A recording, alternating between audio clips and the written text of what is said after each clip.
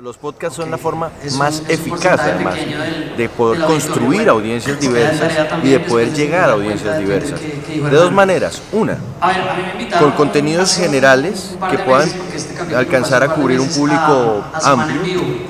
O dos, creando productos que sean de características particulares para una audiencia particular y que puedan entonces alcanzar a suplir sus necesidades.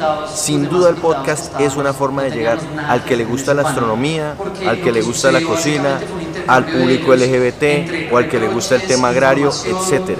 El podcast ayuda a segmentar, pero también ayuda a que dentro de esa segmentación se generen más y más productos, ojalá de calidad, para llegar a audiencias diversas. Hey, welcome to In the Thick, a podcast about politics, race, and culture from a POC perspective. I'm Julio Ricardo Varela, hosting solo this week, while my co-host María Hinojosa is in the Caribbean. Ahí digo palabras que jamás podría decir en Latino USA. ¿Por qué? Porque Latino USA es distribuido por NPR, que es una cadena ya formal.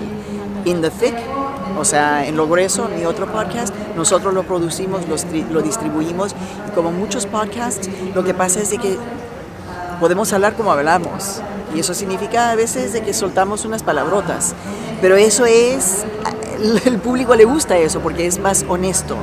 Entonces, pero no hay nadie que nos está diciendo, no, tú no puedes decir eso y tú no puedes decir esa palabra como existe en la radio y en la televisión. En Colombia todavía con una internet que es costoso, al que no todo el mundo tiene acceso, pues no será tan evidente, pero sin duda la gente más joven, el público más joven, sí está empezando a consumir los contenidos únicamente a través de lo que pueden hacer a través de su teléfono móvil. Eso significa que hay un cambio obligado por la tecnología de la manera como se consume la radio, y por ende ese cambio se tiene que dar desde la perspectiva también de la generación de contenidos.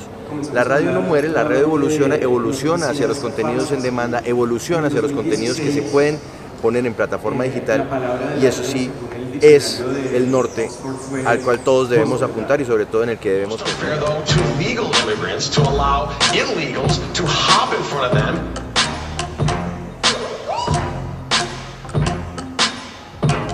Illegals is not a noun.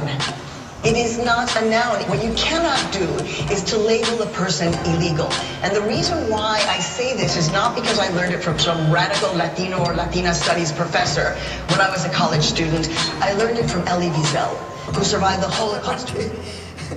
Yo estaba en el gimnasio, un día haciendo mi gimnasia, y viene una colega del gimnasio y me dice, voy a lanzar un podcast, ¿lo puedes escuchar? Y luego el próximo día viene una persona que no tiene ninguna historia ni de periodismo y dice, yo también voy a lanzar un podcast, ¿lo puedes escuchar? Entonces como que... El fenómeno youtuber. ¿Mande? Es el fenómeno youtuber, es lo mismo. Sí, es lo mismo. mismo. No somos periodistas, pero jugamos a hacer algo que de repente puede pegar. Y eso es, de repente puede pegar. O sea, lo que yo estoy tratando de decir es de que nada más porque tú te sientas enfrente de un micrófono y hablas, no es necesariamente lo que va a conseguir un buen podcast. Pues finalmente eso depende también del contenido de cada podcast, pero yo sí creo que un podcast puede ayudar a crear ciudadanía, generar conciencia del lugar en donde se producen, de quien los produce, la información que se genera, puede ayudar a construir una mayor conciencia del espacio.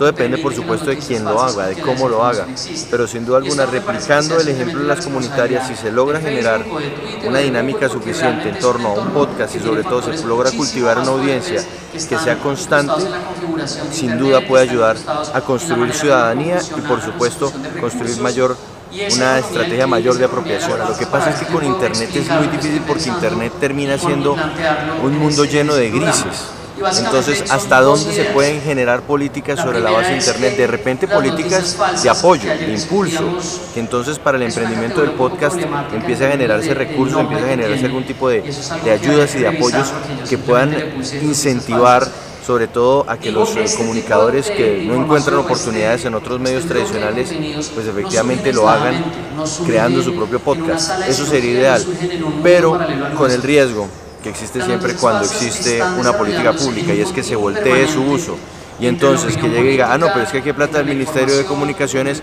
entonces vamos a apoyar únicamente proyectos, voy a poner un ejemplo, proyectos de podcast que hablen del proceso de paz y que digan que fue maravilloso y que es increíble. ahí se desdibuja un poco la política, porque la gracia es si vamos a ayudar a que surja un sistema alternativo de generación de contenidos de audio, pues debería ser abierto. Y no específico. Híjole, la posibilidad de llegarle a un público que está deseoso de verse reflejado cuando el podcasting llega a hacer ese clic, como pasó en los Estados Unidos hace más o menos 7 años.